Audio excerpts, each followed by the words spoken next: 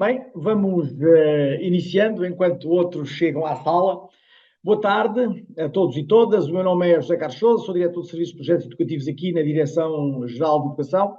Gostava de vos saudar e de alguma maneira, dizer-vos que este é mais um webinar no âmbito daqueles que temos vindo a realizar e produzir de algum tempo esta parte, e que se focam essencialmente nas questões da Estratégia Nacional de Educação para a Cidadania, nos seus 17 domínios, e que tentam abordar diferentes pontos de vista sobre esses mesmos domínios, no âmbito da prevenção, no âmbito daquilo que são as correlações entre os diferentes domínios e também naquilo que conseguimos fazer com as comunidades e com as entidades externas à escola.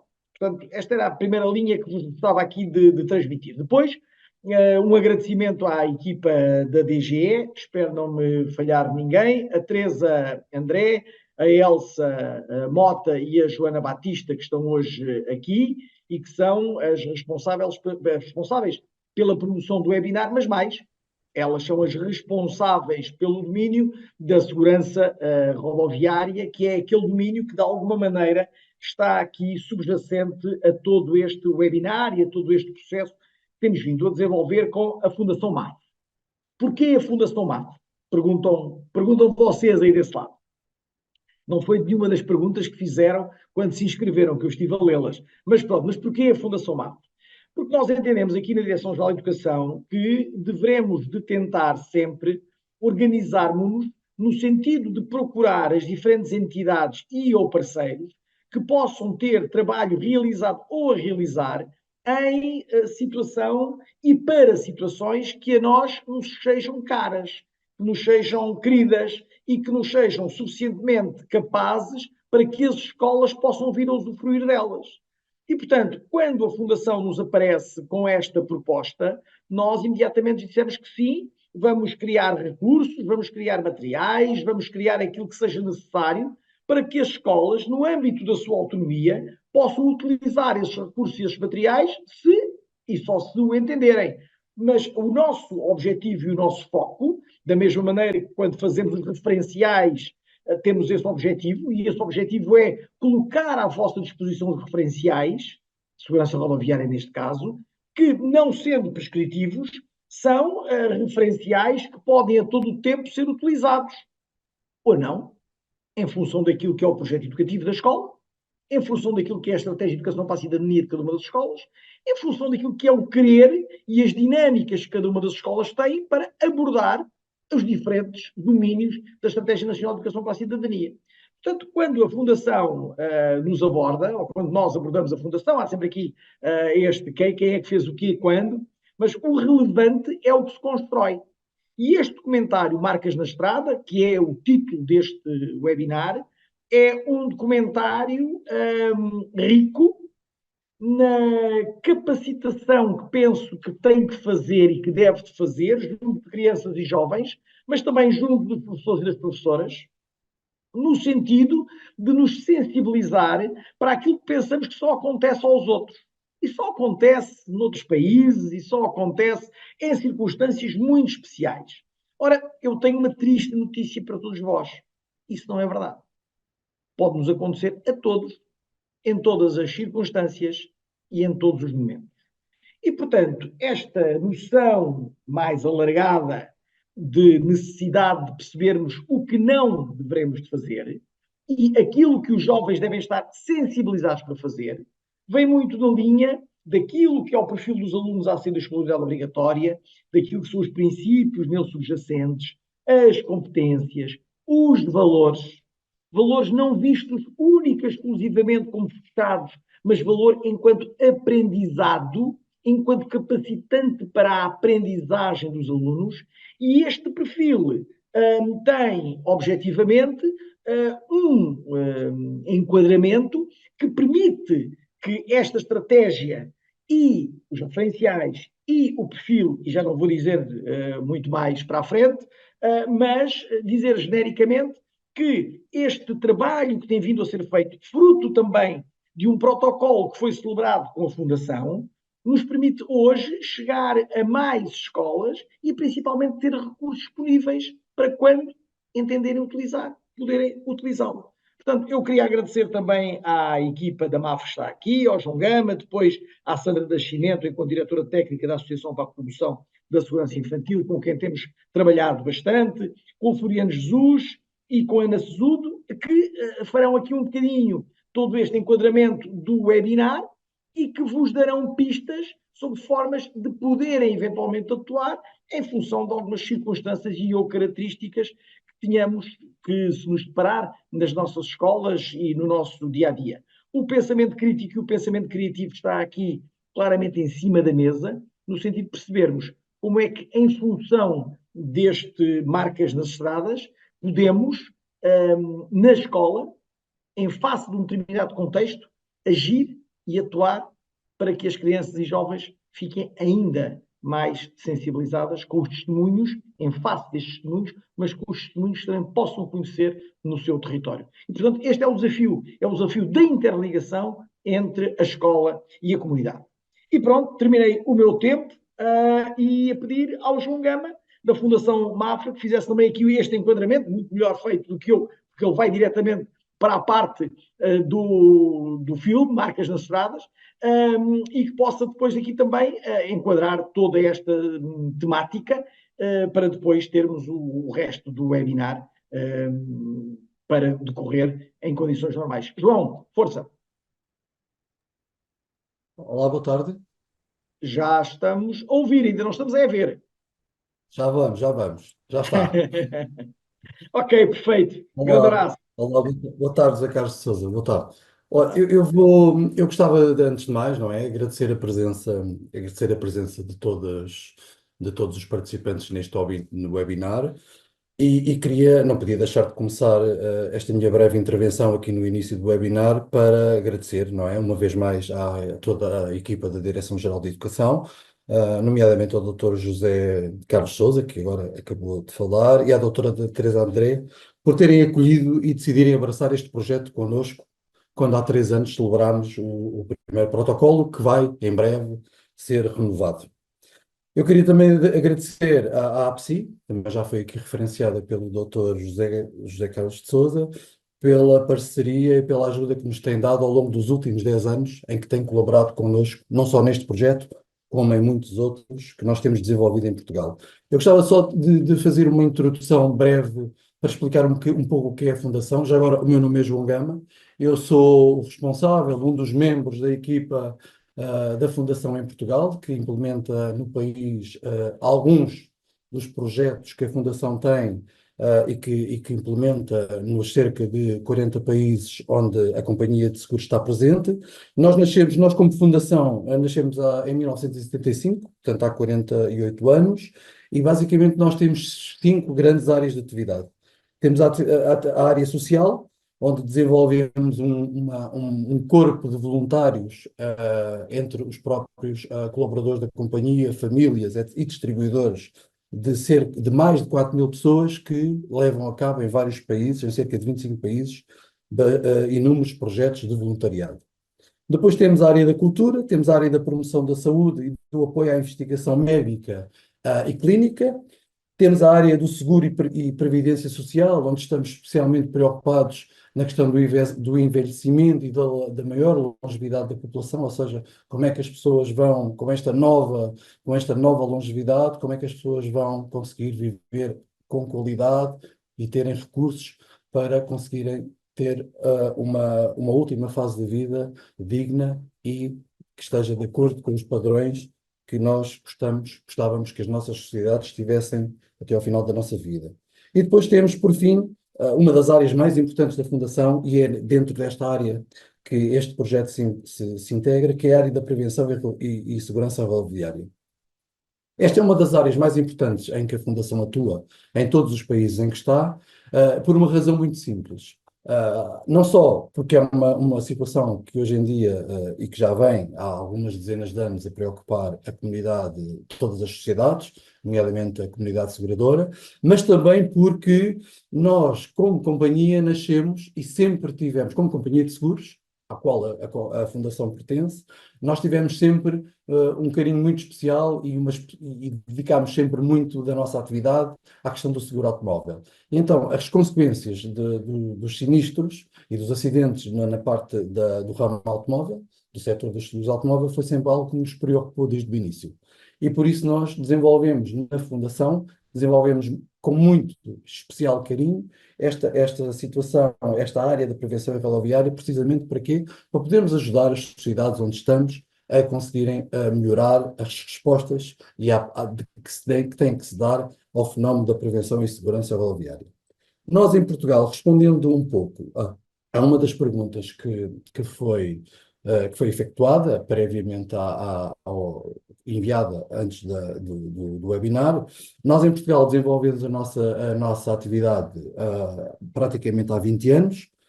Neste momento já temos uma extensa atividade social no âmbito específico da prevenção e segurança rodoviária. Nós temos desenvolvido a questão da caravana de educação e segurança rodoviária, que tem andado nos últimos 10 anos, que tem andado pelo país e que agora vai nascer rebatizada e com novos sistemas pedagógicos e digitais e vai chamar-se Caravana ODS, que vai também vir a Portugal até ao final do mês. Depois temos um projeto que começámos a desenvolver o ano passado no país, que tem a ver com a questão dos ângulos mortos, uma problemática que está cada vez a ser mais tida em conta por causa da circulação dos veículos pesados. Há um número crescente de acidentes que se dá por causa dessa parte da não visibilidade provocada pelos ângulos mortos. Depois temos um trabalho desenvolvido há muitos anos com a Direção-Geral de Saúde e também com a APSI, que tem a ver com a informação sobre transporte de bebés e crianças, sistemas de retenção, normas europeias, melhores práticas, etc. Nós temos um site, dentro do site da Fundação, nós temos uma vasta documentação sobre isso. Depois temos também desenvolvido o Objetivo Zero, em que tentamos implementar campanhas que têm sempre tal como o nome diz, ter zero mortes na estrada. Depois celebramos sempre o Dia da Memória das Vítimas da Estrada. Porquê? Porque fazemos campanhas de meios para sensibilizar as pessoas também nesse dia muito especial. E há 3 anos celebramos, como já dissemos, este protocolo com a Direção-Geral de Educação, no âmbito do qual surgiu este projeto, que já teve uma evolução e que está agora a receber um novo upgrade que tem exatamente a ver com a visualização que nós vamos fazer deste documentário. O que é que nós pretendemos com esta parceria? Nós pretendemos, tal como disse há pouco o Dr. José Carlos de Sousa, nós pretendemos dar ferramentas à comunidade escolar pedagogicamente apropriadas e tecnicamente corretas para que se faça cada vez mais uma consciencialização cívica relativamente aos perigos da circulação rodoviária nos públicos mais jovens. Ora, nós temos um fenómeno que é particularmente preocupante em Portugal e que tem a ver com uma alteração daquilo que vinha a ser o padrão da sinistralidade rodoviária, sobretudo na sinistralidade rodoviária que tem implicações ou em que participam jovens, adultos e crianças. Nós, após cerca de 30 anos, em que em Portugal víamos constantemente, ano após ano, as estatísticas de sinistralidade, de mortes e de grandes lesionados provocados no âmbito da circulação rodoviária, em que vinhamos em 30 anos quase, em que as estatísticas vinham a melhorar, elas antes da pandemia, começaram a inverter essa tendência, deixaram de melhorar e começaram a piorar. Depois houve a situação da pandemia, em que, como nós sabemos, a circulação rodoviária parou, e pensámos nós que depois da pandemia a situação podia voltar àquilo que tinha sido histórico dos últimos 30 anos, e a verdade é que as estatísticas estão a demonstrar exatamente o contrário. Ou seja, há uma retoma do mau comportamento estatístico. Ou seja, nós continuamos a piorar os dados estatísticos e cada vez são piores as consequências para crianças e jovens adultos da circulação rodoviária, não só na circulação nos próprios como passageiros dos veículos, mas também como peões. E é preocupados com esta realidade é que nós decidimos, em parceria, contactar a DGE, falar com a DGE, no sentido de ver o que é que nós conseguimos fazer para tentar consciencializar a comunidade escolar, porque é uma forma importante, porque é neste momento, é quando somos crianças e é quando somos jovens adultos, que nós temos que nos capacitar destes valores básicos que depois vão ser importantes mais tarde, quando nós pegarmos num veículo, e ao longo de toda a vida. E era essa a grande mensagem que eu queria, e o apelo que eu queria fazer aqui a todos os professores que estão presentes aqui neste webinar, agradecer e que nos ajudem nesta luta, que é uma luta muito importante e é uma luta que é uma luta constante, é uma luta do dia a dia e é uma luta que nós só venceremos a longo prazo. Eu queria agradecer muito especialmente ao Floriano e à Ana, que são dois dos protagonistas do filme ou do documentário que nós vamos aqui ver. Eu não queria me alargar muito sobre o documentário em si, porque eu acho que é preferível as pessoas verem no primeiro, vocês verem no primeiro, e então depois abordar e fazermos uma análise pós-visualização do documentário. Porque eu acho que o efeito de surpresa, a forma como ele está montado, a produção que ele tem, eu acho que o efeito de surpresa é mais positivo do que nós estarmos aqui já a desvendar alguma coisa sobre o mesmo. De qualquer forma, nós estamos disponíveis na Fundação MAF para vos acolher todas as solicitações, todas as dúvidas que tenham e todas as necessidades de recursos que tenham. Sempre que tiverem algum problema, sempre que precisarem de mais alguma coisa, nós estamos sempre disponíveis. A equipa da Direção-Geral de Educação, obviamente, também. Estamos sempre disponíveis para fazer tudo o que esteja ao nosso alcance para melhorar a implementação deste projeto, ainda mais a implementação deste projeto que já é um êxito, melhorá-la para que tenhamos cada vez menos crianças e jovens vítimas de acidentes rodoviários. E agora, eu queria passar a palavra, penso que, à Sandra Nascimento da APSI, que vai seguir com o desenvolvimento do webinar. Obrigado.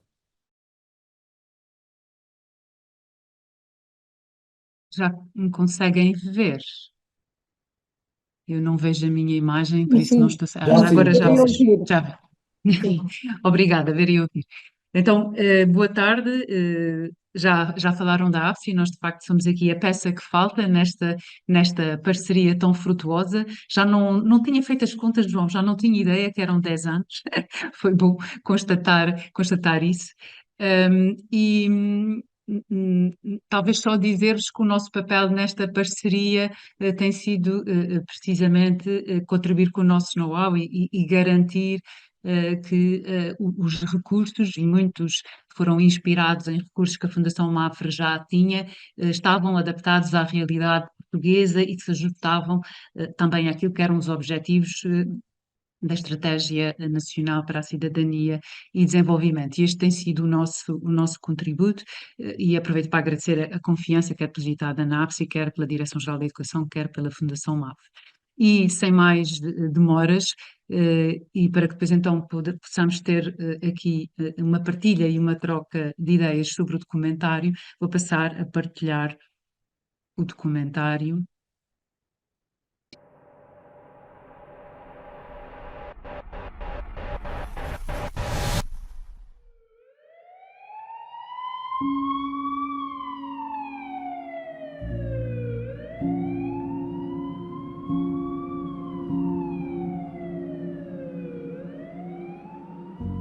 Atropelou-me e esprojetou-me 20 metros. Eu acordei logo na altura no sítio do acidente e disse, eu não estou a sentir as pernas. Bati a 150 contra uma árvore. Quando eu acordei, apercebi-me que as minhas pernas não davam sinal de vida.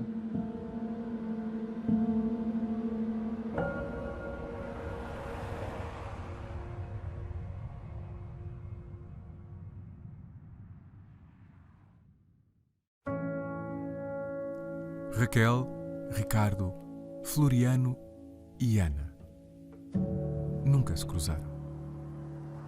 No entanto, os 4 integram o grupo de portugueses a quem um acidente de viação mudou a vida. Acidentes diferentes, sequelas diferentes. Em comum, o facto de todos terem visto sonhos cair por terra e a necessidade de mudar a vida tal como antes a conheciam. Foi dia 25 de novembro de 2005. Fui atropelada numa passadeira que originou num traumatismo craniano encefálico. A Raquel ia ao cinema com os amigos, perto de casa. Foi atropelada na passadeira porque havia carros parados na faixa do lado direito e o senhor que veio e atropelou a Raquel foi do lado esquerdo, passou, apesar de estar o carro parado no lado direito, e levou a Raquel, e a Raquel voou 20 metros, cerca de 20 metros. Vinhamos todos da praia num domingo, com uma série de amigos, portanto uma série de carros em fila, e ao fazer uma ultrapassagem numa estrada que estava em muito más condições, portanto o carro apanhou a berma e portanto ele capotou uma série de vezes. A viatura que tínhamos na altura ainda não tinha cintos na parte de trás, só era obrigatório ainda os cintos na parte da frente, porque o carro não tinha sequer.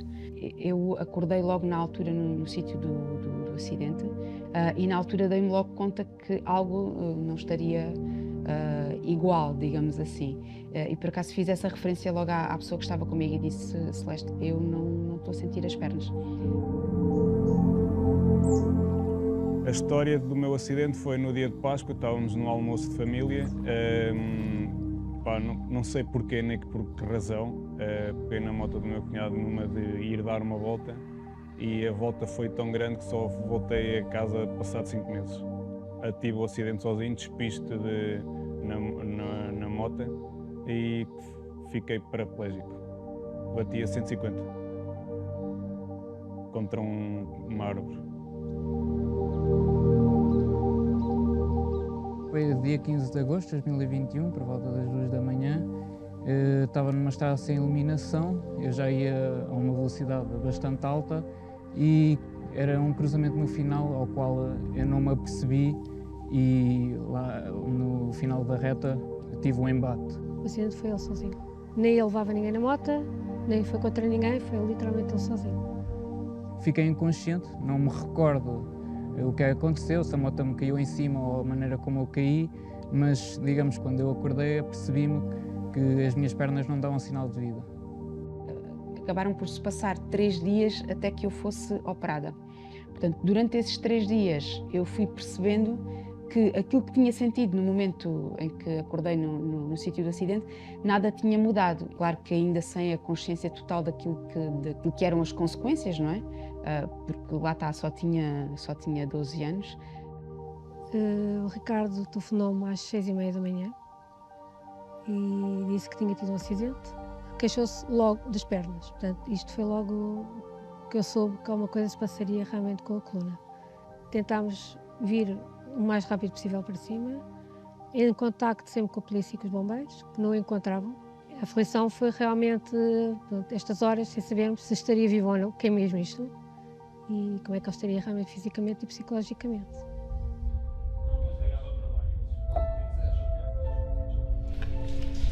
Quando aqui começa Santa Maria, peço-vos a andar de escudo. Quando somos chamados para um acidente de viação em que de facto há uma vítima jovem, temos sempre um sentimento extra de, digamos, de nervosismo e de apreensão pela situação que iremos apanhar. No local, tendo em conta que ainda estão na fase crítica emocional do acidente, tentamos não dar muita informação, apenas posteriormente, porque até algumas dessas situações que no local nos parecem poder ser crónicas, são apenas agudas, poderão ter resolução mais tardiamente. Quando nós chegamos ao local e nos apercebemos que o desfecho vai ser negativo, é um sentimento um bocadinho de tristeza e frustração, por nós não percebemos logo à partida que não vamos conseguir resolver o problema, portanto, daquele doente. E de facto é um sentimento de tristeza, percebemos que às vezes os familiares ainda têm esperança porque não se apercebem da gravidade da situação e nós já nos apercebemos que o desfecho vai ser negativo e é um sentimento um bocadinho de impotência, até diria, face aos familiares, em que nós de facto queremos dar uma boa notícia, mas infelizmente não conseguimos dar-lhes essa notícia.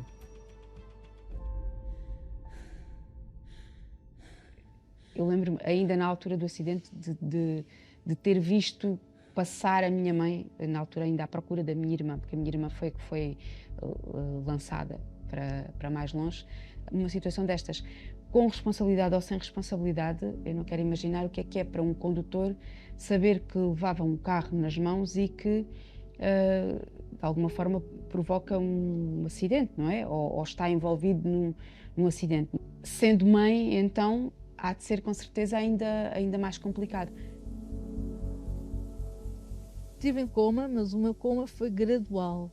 Nessa altura, quem esteve comigo numa parte em que eu acordei foi a minha mãe.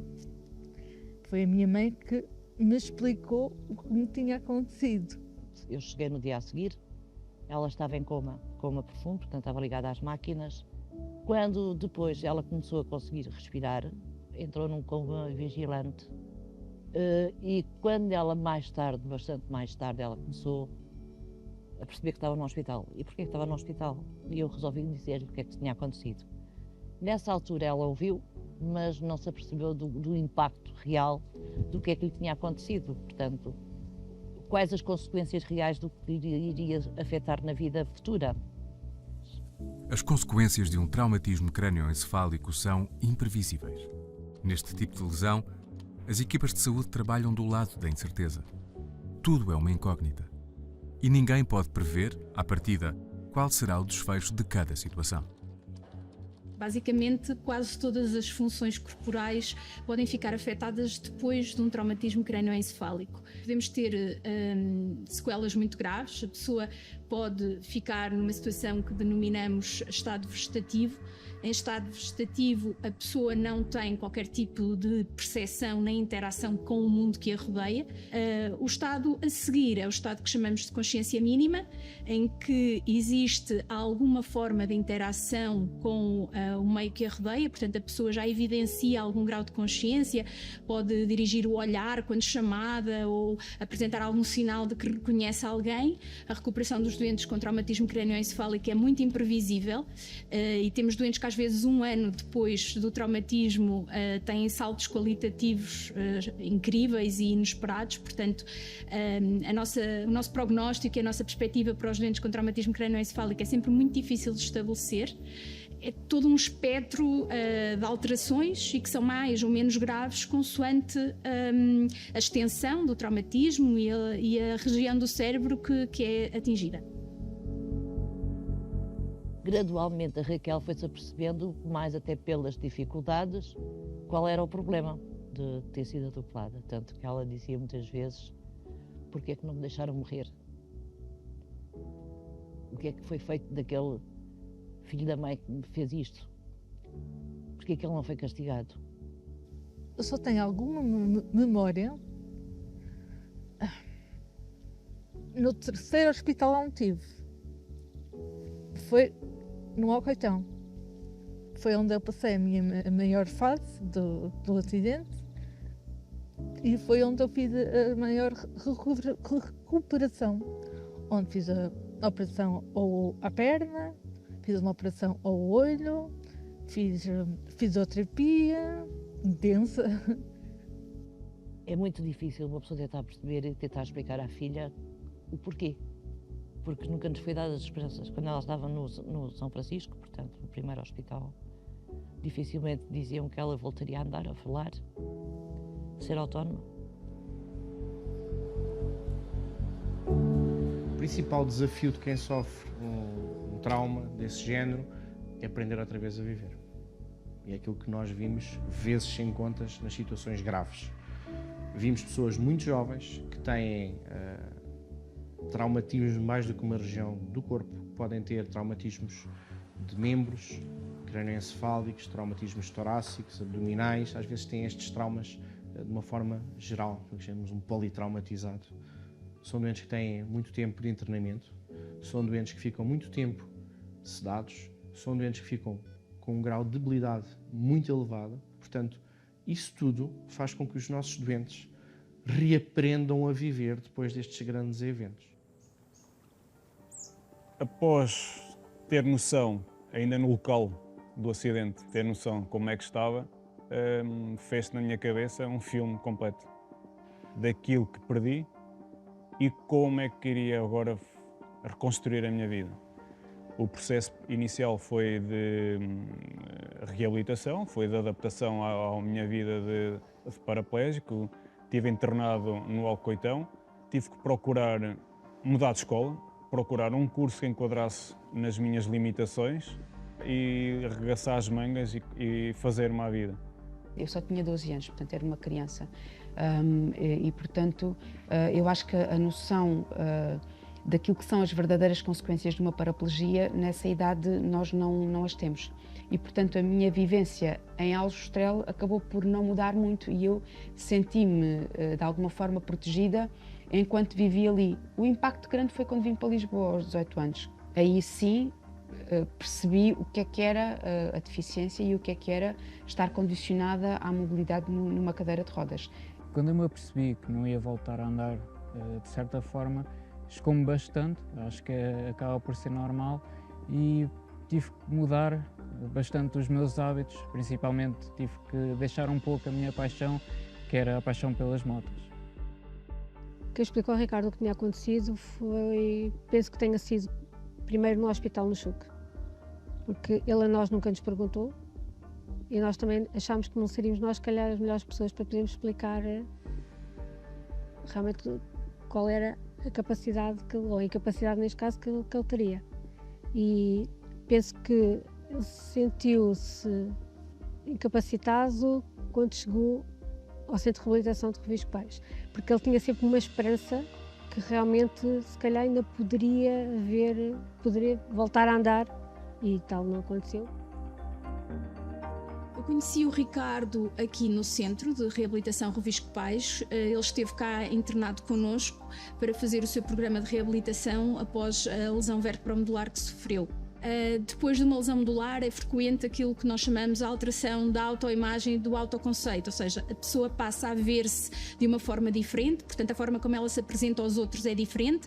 Se apresenta numa cadeira de rodas, pensemos estarmos sentados e vermos todas as pessoas de baixo para cima. E depois, no fim, uma fase de aceitação. E quando essa fase de aceitação corre bem, estas pessoas continuam a ter uma vida perfeitamente válida, continuam a sentir-se inseridas no seu meio familiar, no seu meio social e idealmente profissional também.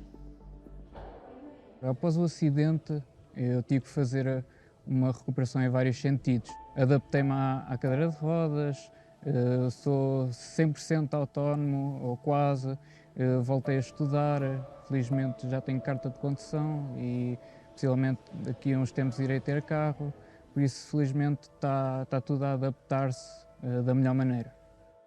Com 16 anos nós não temos noção bem dos perigos que corremos e pensamos que só acontece aos outros e nunca a nós. E foi se calhar um pouco isso que me deu para pegar na moto e fazer essa aventura. A minha mãe foi, na altura que eu era menor, foi o meu braço direito juntamente com a minha família. Mas depois tive uma grande ajuda dos meus amigos, que nunca me deixaram ficar em casa. Por onde eles iam, eu ia também. Foram fundamentais para o processo de virar de página e enfrentar a minha deficiência na altura. Na fase inicial, acabei por precisar da ajuda da família, da minha mãe, da minha irmã, do meu pai. Todos ajudavam conforme podiam e conforme era necessário. E na altura, eu posso dizer que a minha reabilitação, acho eu, olhando agora para trás e com os conhecimentos que tenho, não foi de facto das melhores. Tudo aquilo que eu faço hoje em dia e que faço sozinha, fui aprendendo ao longo dos anos a desenrascar-me, digamos assim. O que ficou pior na minha situação e no meu acidente foi a minha memória e algumas lesões no corpo e na cabeça. A minha maior vitória foi o poder andar, o poder falar, o poder fazer uma série de coisas que eu pensava que nunca ia conseguir fazer e faço autonomamente. A minha família é que me apoiou imenso quando foi o meu acidente. O meu tio Zé, o meu tio Rui e os meus pais, claro. Antes do acidente, eu não dava tanto valor à vida, mesmo tendo mais aptidões físicas, e hoje em dia, parecendo que não, eu dou muito mais valor à vida, dado o que aconteceu. Tento ocupar o tempo com os meus amigos, com a minha família e, de certa forma, tentar focar-me ao máximo nos estudos. O desporto é importantíssimo para mim. Alivia-me a cabeça, faço aquilo que gosto e é um hobby e é uma fisioterapia. Integrei o Clube Infante Montemor, a equipa de canoagem, em que foi também um desafio para eles e um desafio para mim porque eu nunca tive contacto com o meio aquático. Diariamente preciso de ajuda, neste caso, por exemplo, aqui para meter a embarcação na água e tirar, preciso sempre de ajuda. Eu tenho os meus colegas, tenho a minha esposa, tenho a minha treinadora, que ajuda-me sempre a meter e a tirar o barco. No dia-a-dia, a minha deslocação para o trabalho, etc., não tenho ajuda, não necessito, sou autónomo. Conheci o Floriano num baile, num grupo de amigos. Eu apaixonei-me por ele, pelo que ele é, e foi espontâneo. Nós não contamos apaixonar-nos por uma pessoa que tem limitações. Tudo na vida é adaptável e, no caso dele, tudo se realiza, qualquer coisa que seja um obstáculo deixa de ser, portanto não tenham medo de se apaixonar. Conquistei tudo o que tenho numa cadeira de rodas. Se é bom ou mau, é mau. Não é? Numa cadeira de rodas é muito mau, mas é bom porque sou o exemplo e consegui conquistar aquilo que muitas pessoas ditas normais não têm. Os últimos dados provisórios disponíveis, relativos a 2022, dão conta da ocorrência de 34.275 acidentes de viação em Portugal. Como resultado, 473 pessoas perderam a vida e 2.436 ficaram gravemente feridas. Atropelamentos, colisões, despistas, rostos como o de Raquel, Ricardo, Floriano e Ana. Mas o que podemos fazer para diminuir estes números?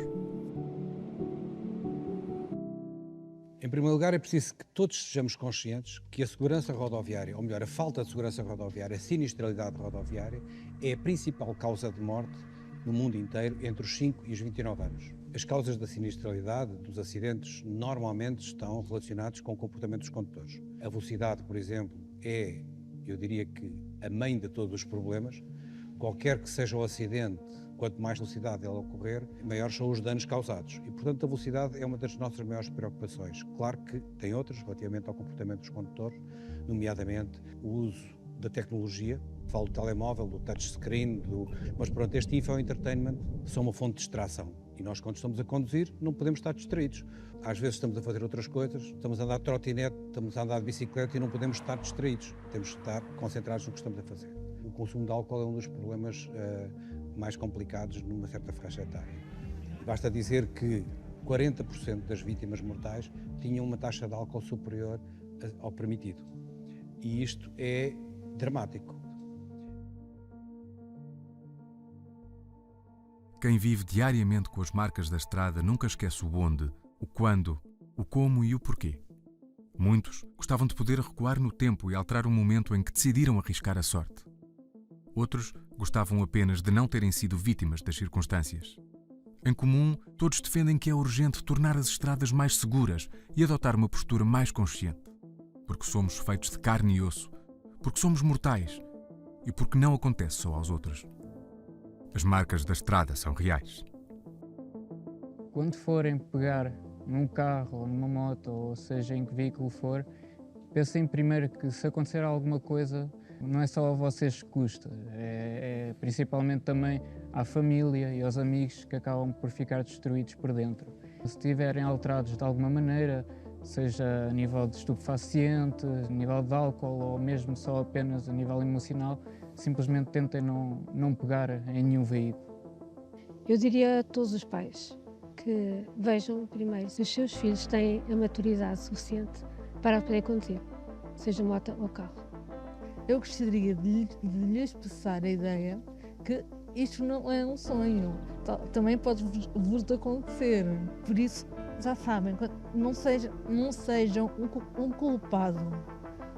Eu digo aos pais e digo aos filhos, é difícil. É uma batalha que nunca mais vai acabar. Mesmo que eles cresçam, mesmo que eles aparentemente se tornem independentes, é uma preocupação que fica para toda a vida. Andar na estrada, seja a conduzir uma viatura, ou seja enquanto peão, é preciso pensar que os nossos erros podem ter consequências e essas consequências podem ser graves e podem ser para toda a vida. E, portanto, é preciso aprender, é preciso as pessoas formarem-se relativamente àquilo que são as questões cívicas e se soubermos respeitar isso, soubermos respeitar-nos e respeitar os outros, as coisas são mais fáceis para nós e para aqueles que estão à nossa volta. Quando se conduz, não consumir nem álcool nem drogas. O perigo está sempre à espreita. A qualquer momento acontece-nos a nós.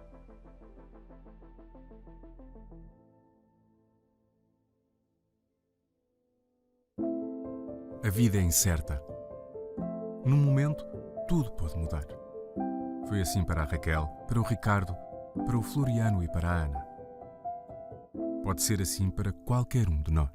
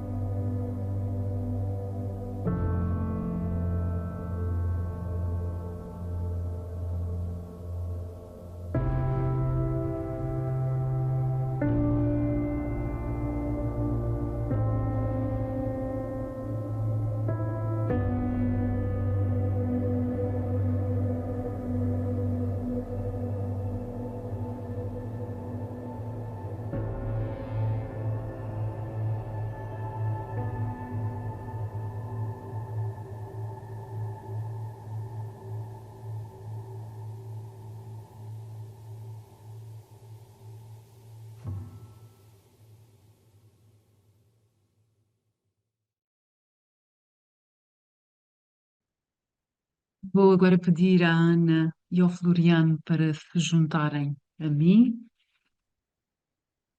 Temos aqui um bocadinho de tempo para conversar. Como viram, essa foi a história, ou é a história da Ana, da Raquel, do Floriano e da Ana, que contaram aqui na primeira pessoa como é que aquele dia mudou a sua vida, que os obrigou a fazer planos, a encontrar novos caminhos, a estabelecer objetivos. Acho que isto foi muito claro. E também acho que é evidente que são histórias de superação, não é? Que já tiveram, eh, que, que já somam aqui vários anos, e uma experiência do que é estar agora a viver de uma forma diferente. E eu perguntava à Ana e ao Floriano, para iniciar aqui essa nossa conversa, e deixo já aberta hum, o convite e a possibilidade de quem quiser, através do chat que entretanto vamos abrir, colocar alguma questão diretamente à Ana e ao Floriano, eventualmente alguma partilha ou algum testemunho que queiram fazer relativamente ao filme, mas talvez aproveitando aqui a presença da Ana e do Floriano. Mas começava eu.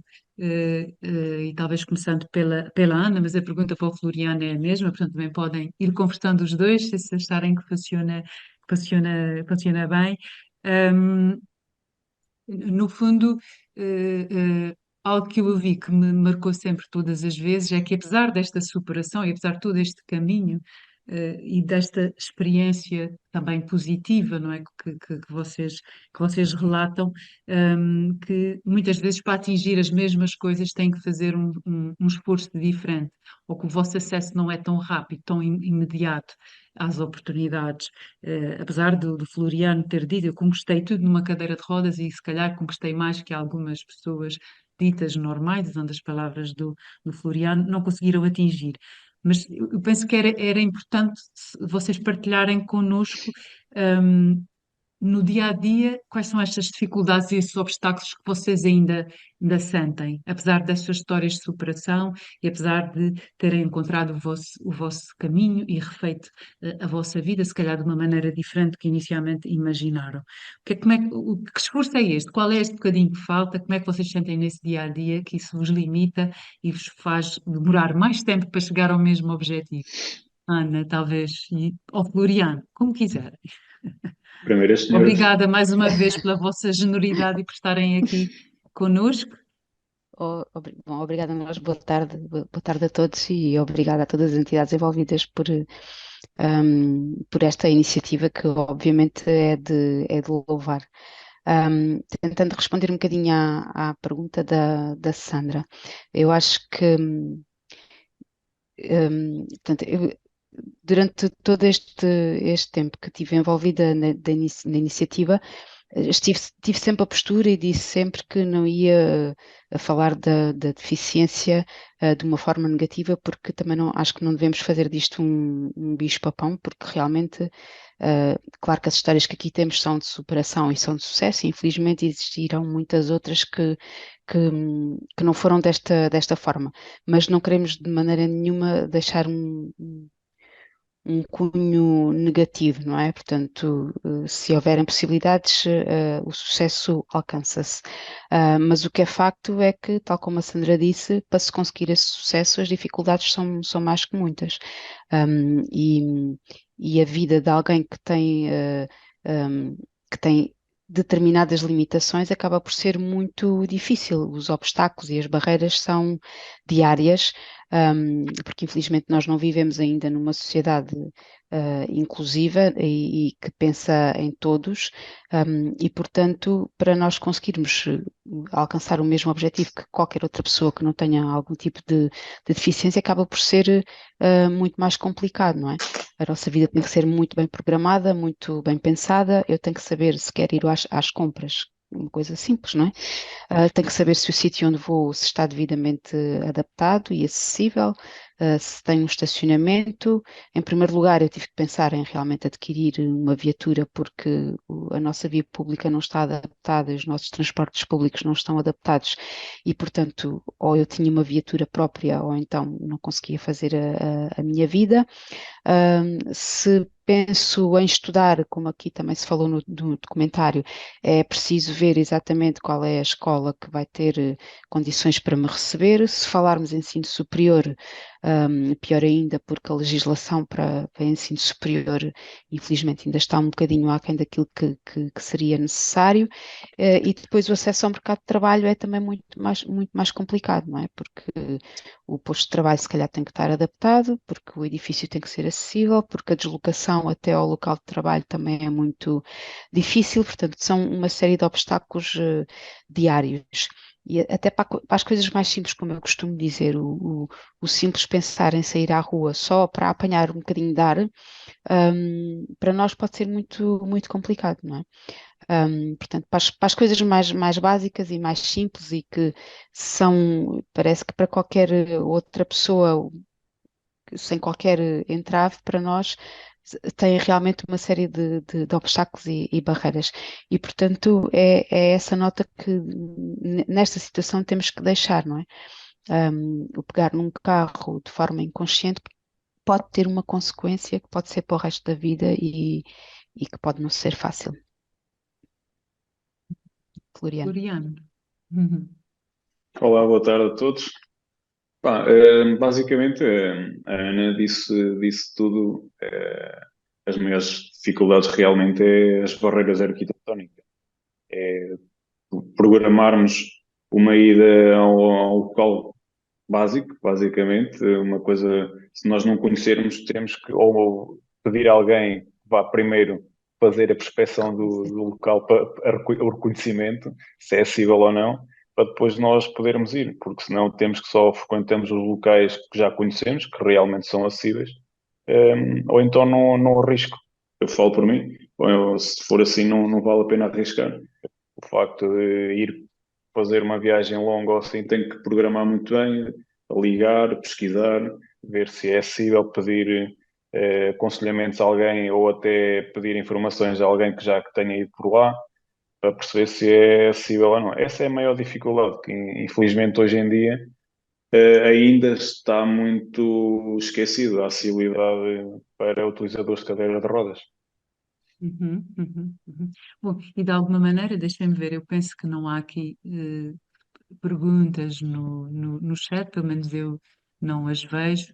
Hum, sim, e falávamos nas sessões que nós fizemos juntos nas escolas, que até o ir ao cinema é um desafio, não é? Isso a tentar procurar experiências que também fossem significativas, fossem relevantes para aqueles jovens que ainda não pensam no mercado de trabalho. E vocês também já me disseram como é que as superam, e o que é e como é que foi aquela adaptação ao início? Eu penso que nós também falamos disso numa sessão, até lembro-me do Floriano dizer como é que foi encontrar uma escola nova e depois como é que tinha sido o trabalho, depois o desporto, como é que foi este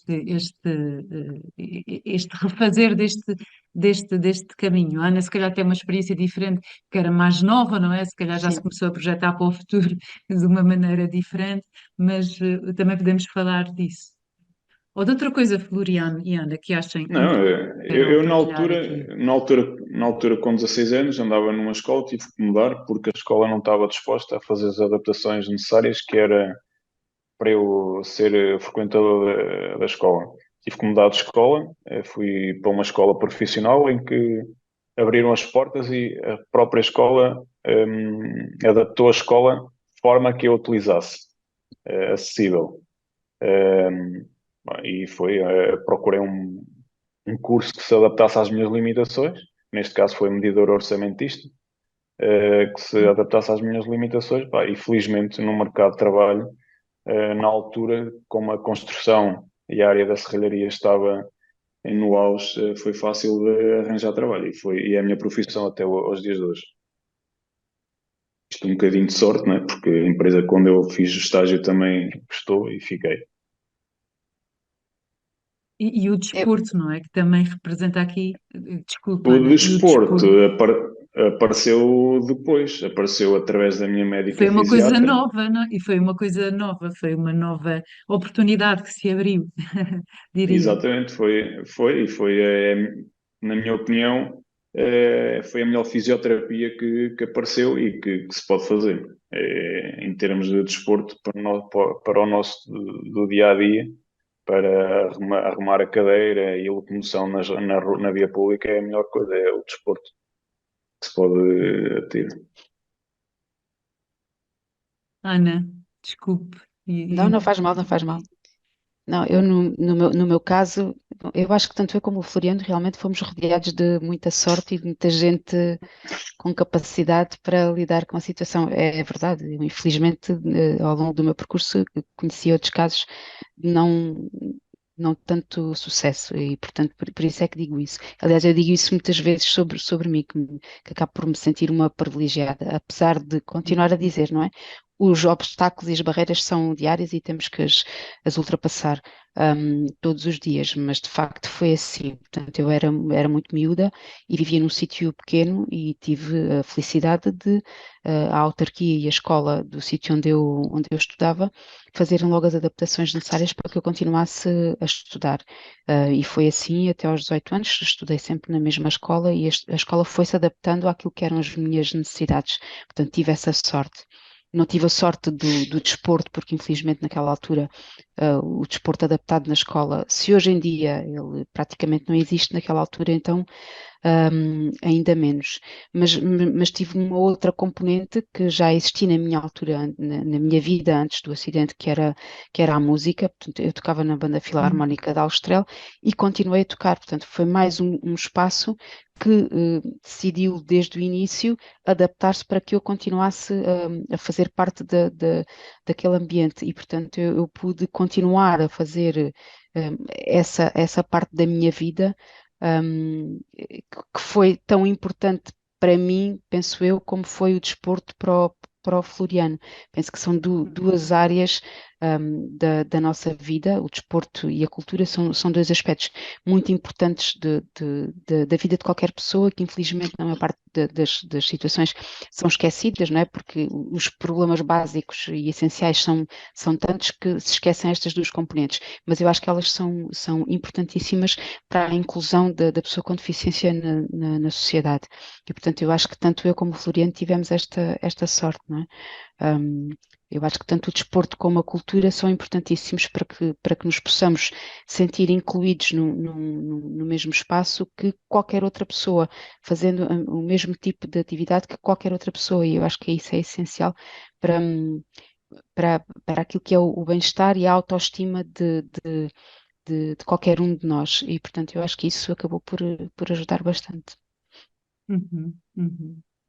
Bom, eu vejo que continuamos sem perguntas no chat, portanto as pessoas se calhar ficaram um bocadinho sem palavras depois deste comentário, não é? Que também acontece comigo e já ouvi muitas vezes. Bom, temos aqui bom, parece que foi agora que eu já ia fechar o chat. Bom, há aqui uma proposta, deixa-me cá ver e tal e tal. Uhum. Bom, aqui não é uma pergunta, é mais uma constatação, mas há uma pergunta que perguntam se é habitual irem às escolas partilhar as vossas experiências com os jovens. Deixo essa pergunta do vosso lado. E se quiserem também aproveitar, não sei se querem deixar alguma mensagem, se querem acrescentar alguma coisa relativamente à vossa história, esta vivência, esta temática que vos preocupa. Hum, e penso que é isso. Portanto, o outro é reforçar que é muito importante nós, de facto, podermos presenciar estes testemunhos e também estas superações, não é? Assim, de uma maneira geral, e resumida. Ana e Floriano, como quiserem. Bom, eu posso dizer, pelo menos da minha parte, já antes destas iniciativas da MAFRE, eu já tinha feito algum tipo de iniciativas junto de escolas, porque já depois de estar a trabalhar, acabei por integrar uma associação, que é a Associação Portuguesa de Deficientes, e, aliás, faço parte ainda hoje em dia dos órgãos da associação, neste momento na mesa da Assembleia, mas fui dirigente nacional durante muitos anos e presidente da direção nacional durante muitos anos e, portanto, um dos componentes desta associação é também a consciencialização e a capacitação tanto das pessoas com deficiência como também a consciencialização do resto da população para aquilo que são as questões da deficiência. E, portanto, tivemos muitas iniciativas relativamente também à prevenção rodoviária e, nesse aspecto, acabávamos por ir às escolas também para falar com alunos neste mesmo âmbito. Outro âmbito que tínhamos era também a capacitação e a consciencialização através também do desporto adaptado, porque a associação tem equipas de basquete em cadeira de rodas e, portanto, íamos muitas vezes com a equipa de basquete às escolas para que os alunos daquela escola, com ou sem deficiência, pudessem experimentar o que é a utilização de cadeiras de rodas e poder praticar desporto.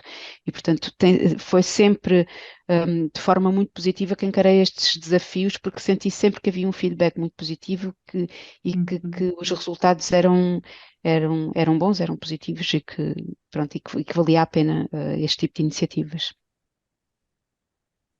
Uhum. Eu tive Floriano? alguns convites, não muitos, mas sim, costumo ir a algumas escolas dar o meu testemunho, mais na parte de desportivo, não na parte pessoal, ao motivo do acidente, mas gosto de partilhar, não tenho qualquer complexo nem nada, porque gosto de partilhar a minha situação, porque é numa idade muito, muito crítica, que é com 16 anos, que é onde se tem a carta, não é? A primeira carta, a primeira licença, e em que os jovens se tornam, vestem a sua capa de super-herói e afinal os super-heróis é só nas bandas desenhadas. Uhum. É verdade. E daquilo que nós vivemos também nestas sessões que fizemos o ano passado, é muito este ser na primeira pessoa e serem pessoas que são próximas da idade deles é muito impactante, não é? É muito impactante.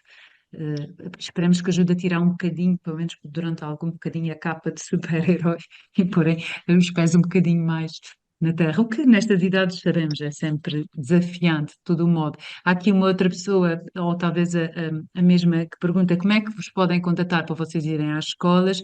Eu penso que talvez podem tentar aqui através dos parceiros. Naturalmente que a Ana e o Floriano não conseguem correr este país todo, nem ir a todas as escolas, muito gostariam, mas imagino que em alguma situação ou noutra poderão, se criarmos as condições, poder estar disponíveis. Portanto, eu respondendo a não ser que vocês queiram propor de outra forma, eu diria que se houver este desejo para manifestarem através da Direção-Geral de Educação ou da Fundação MAF, que tem o contacto direto convosco para tentarmos perceber se é possível. Não sei, Ana e Floriano, querem acrescentar alguma coisa ou deixar uma mensagem final? Se calhar um bocadinho Ou... na continuidade daquilo que a Sandra acabou de dizer relativamente a esta idade em que realmente é muito complicado, os 16 anos, que é quando se pode tirar a primeira licença, não é? E reforçar esta ideia que temos estado a deixar aqui, não é? Que é preciso, sabemos que é uma idade complicada, não é? Em que se veste capa de herói e que se acha que tudo é possível e que também faz parte, não é? Desta idade e do ser jovem, o querer testar os nossos limites e até os limites dos outros. Não é que isto seja totalmente mau, não é? Obviamente que é bom as pessoas experimentarem e tentarem testar, mas desde que haja esta consciência, não é? Que tudo aquilo que nós fazemos no nosso dia a dia pode ter consequências e consequências muito graves para nós ou até para outros, não é? E portanto, tentar colocar um bocadinho os pés na terra quando sabemos que aquilo que estamos a fazer é de maior responsabilidade e é de facto isto, não é? O pegar numa moto ou depois mais tarde pegar num carro, neste momento andar de bicicleta, mas não só bicicleta, andar de trotineta, que é uma coisa que está muito em uso e que eu cruzo-me na estrada quando vou conduzir com muitos jovens de bicicleta e de trotinete e às vezes vejo alguns comportamentos que me deixam, não é? Eu só penso assim, se acontece alguma coisa, não é? Eu penso, vai acontecer, se calhar quem está na bicicleta ou na trotinete está mais desprotegido do que eu que estou dentro da viatura, mas para quem é condutor e que pode arriscar fazer mal a alguém, é realmente algo que eu felizmente não sei o que é, espero nunca vir a saber, mas portanto há que ter esta consciência e tentar pensar um bocadinho antes de agir. E portanto acho que era essa mensagem que queria deixar. Floriano, não sei se quer acrescentar alguma coisa. Não, basicamente a Ana disse tudo, é uma idade muito crítica, é onde se começa a ter conhecimento de outras coisas, de querer sair, de querer a ganhar asas sozinho. Pá, e é uma idade muito crítica. Todos nós já passamos por lá e sabemos bem o que nós fizemos. E no meu caso, atirou-me, nessa idade foi onde atirou-me para uma cadeira de rodas. Pá, e é sempre complicado, não é? Para uma família, estraga logo uma família toda e um ciclo de amigos. Mas lá está, não, com 16 anos vestem as capas de super-heróis e heróis é só mesmo na banda desenhada. Uhum. Muito obrigada, Ana e Floriano, mais uma vez, pela vossa generosidade, por estarem aqui tão disponíveis sempre para falar sobre estas temáticas. Nós já vamos aqui um bocadinho adiantados na hora, portanto, eu vou só terminar aqui com uma partilha. no fundo, dar-vos alguma informação sobre como é que podem encontrar este documentário e usar, ele já está disponível online, e também partilhar convosco algumas ações que estão previstas no âmbito deste protocolo e que quer as vossas escolas, quer vocês individualmente e através dos recursos que foram criados, deixem-me só aqui partilhar aqui. Portanto, quer este documentário, quer todos os recursos que foram criados aqui no âmbito desta parceria entre a DGE e a Fundação Mafre com a colaboração da APSI, podem ser encontrados no site da Fundação. No site da Fundação, logo à entrada, há um dos separadores que consta com prevenção e segurança rodoviária. Está cá o documentário, que vocês podem, portanto, aqui no Saiba Mais encontram mais informação, assim como o link para poderem visualizar, por exemplo, em sala de aula, o documentário, e temos depois também outros recursos, logo a seguir, e ainda neste separador, para o documentário foi pensado inicialmente para o secundário. Nós acreditamos, até depois também termos feito alguma formação para professores, que também funcionará muito bem com o terceiro ciclo. Até já tivemos feedback sobre poder ser usado noutros ciclos, mas para já o nosso objetivo primeiro é que seja sobretudo utilizado no terceiro ciclo e no secundário, mas para além disso temos outros recursos que depois podem, que eu não vou aprofundar, também já apresentamos noutros webinars e outras formações para todos os ciclos, neste caso.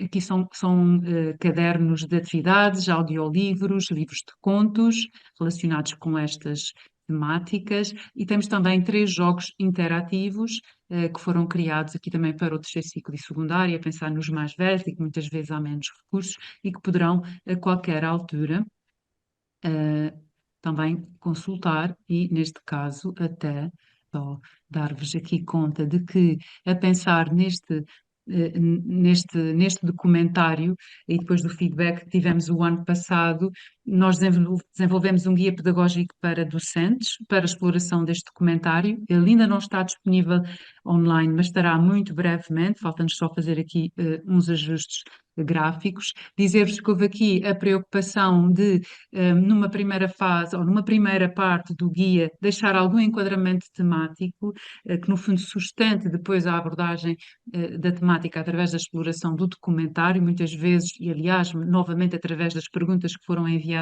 previamente, são-nos pedidos dados ou informação sobre as medidas para reduzir o risco rodoviário em situações semelhantes àquelas que podemos presenciar no documentário, e depois de uma forma mais específica orientações sobre como explorar este documentário com as turmas, desde de um guião muito detalhado até outras propostas de exploração, até todos os recursos que são necessários, assim como também fontes de leituras. Portanto, esta é a imagem gráfica do guião que depois ficará disponível. E para terminar, queria-vos dizer que este protocolo, e penso que talvez ainda não falamos disso hoje aqui, é bastante abrangente em termos daquilo que prevê, em termos de ações, e que nós já temos, já com o início este mês, temos 2 ações de formação para professores pré-escolar e primeiro ciclo, pelo que eu soube hoje ao início, já estão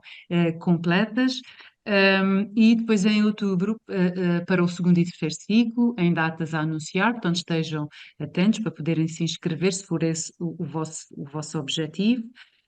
E no próximo ano letivo temos previstos também, na linha daquilo que já fizemos o ano passado, algumas ações de sensibilização e simultaneamente de apresentação dos recursos em alguns estabelecimentos educativos, neste caso no pré-escolar, segundo ciclo e terceiro ciclo, a agendar com a APSI. Portanto, estejam atentos, nós havemos de divulgar, havemos de abrir inscrições, ainda não definimos os critérios, não serão só nos grandes centros urbanos, mas naturalmente tentaremos que haja a maior representatividade possível, em termos de escolas, de agrupamentos, que são limitados, não conseguimos ir a todas as escolas de todo o país, mas todos os anos conseguimos ir a mais algumas e, portanto, estejam atentos. Este também era um pedido que tinha sido feito, quando é que quando e se haveria esta possibilidade, e vai haver, portanto estejam atentos.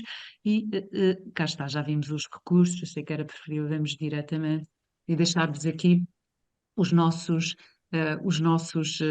contactos.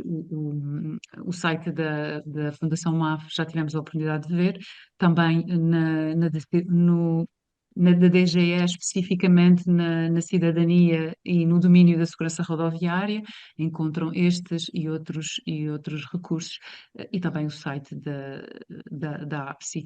E da nossa parte, é tudo. Eu acho que, de uma maneira geral, nós respondemos às perguntas, as perguntas mais técnicas e mais relacionadas de como podemos dinamizar estas temáticas com os diferentes ciclos.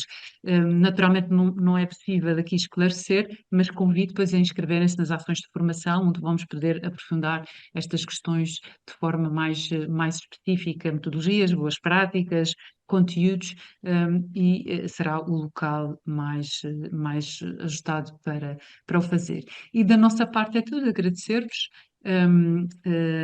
A APSI agradece-vos, a Direção-Geral da Educação, a Fundação MAFRE, bem-ajam, e ficaremos aqui à espera da manifestação do vosso interesse em continuar a acompanhar este projeto, ou esta parceria, melhor dizendo, e as suas ações.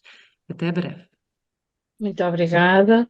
Nós queremos agradecer, de facto, a todos os oradores, ao João Gama, à Sandra Nascimento, à Ana Cesuno, ao Floriano Jesus e a toda a equipa da DGE que aqui esteve, ao Dr. José Carlos Sousa, à Elsa Mota e à Joana Batista e, sobretudo, a estes participantes que estiveram aqui até ao final deste webinar.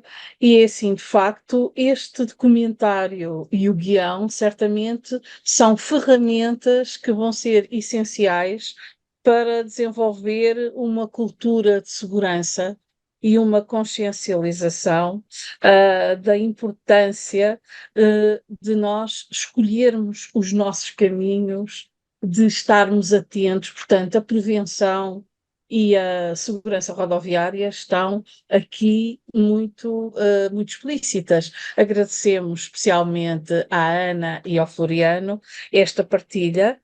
E, mais uma vez, lembramos a importância de nós pensarmos que segurança rodoviária tem 3 grandes áreas, que é peões, passageiros e condutores. Portanto, em todas elas, nós precisamos ter cultura de segurança rodoviária. Boa tarde, muito obrigada e até breve.